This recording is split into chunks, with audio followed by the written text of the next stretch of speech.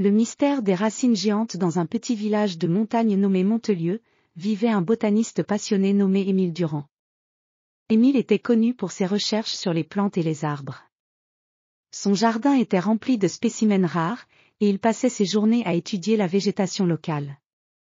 Un jour, il découvrit un vieux manuscrit dans une bibliothèque ancienne.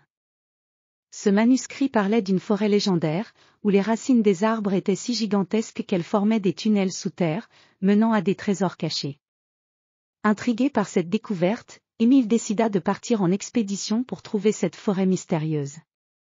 Il prépara soigneusement son équipement, une boussole, une carte ancienne, des outils de jardinage, et des provisions pour le voyage. Le matin du départ, le ciel était clair et le soleil brillait sur les montagnes environnantes. Émile emprunta le sentier qui menait à la forêt.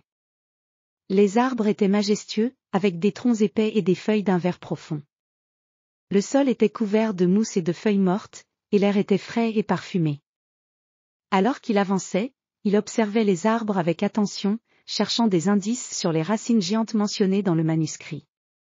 Après plusieurs heures de marche, Émile arriva à une clairière où se tenait un arbre colossal.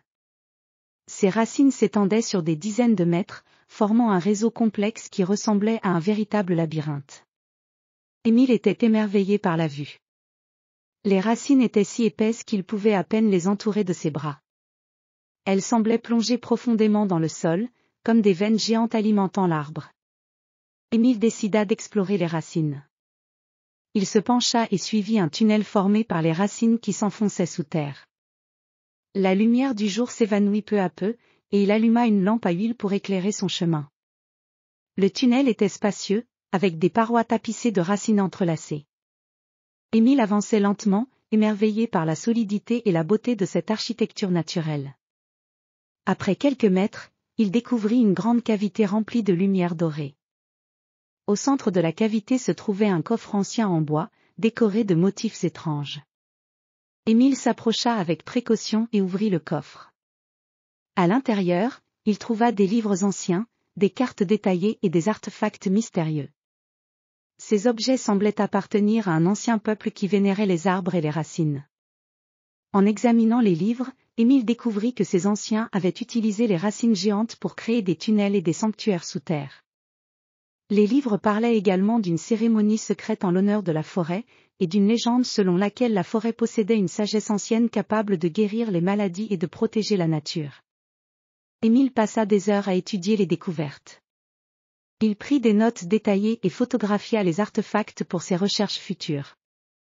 Il comprit que cette forêt était un trésor inestimable non seulement pour sa beauté, mais aussi pour ses connaissances anciennes et ses traditions. Lorsque le soleil commença à se coucher, Émile décida de quitter la clairière et de retourner au village. Il emprunta le même chemin à travers les racines géantes, émergeant finalement à la surface avec un sentiment de joie et d'accomplissement. La forêt était encore plus magique sous les premiers rayons du crépuscule, et Émile se sentit profondément connecté à la nature. De retour à Montelieu, Émile partagea ses découvertes avec les habitants du village. Ils furent fascinés par les histoires des racines géantes et des traditions anciennes. Grâce à Émile, le village découvrit un nouveau respect pour la nature et les arbres qui l'entouraient. La forêt devint un lieu de contemplation et de préservation, et les racines géantes furent célébrées comme des symboles de la sagesse et de la force de la nature. Ainsi, le mystère des racines géantes fut révélé, apportant une nouvelle lumière sur les merveilles cachées de la forêt. Émile Durand, avec sa passion pour les plantes et les arbres, avait ouvert une porte vers un monde ancien et précieux, tout en renforçant le lien entre l'homme et la nature.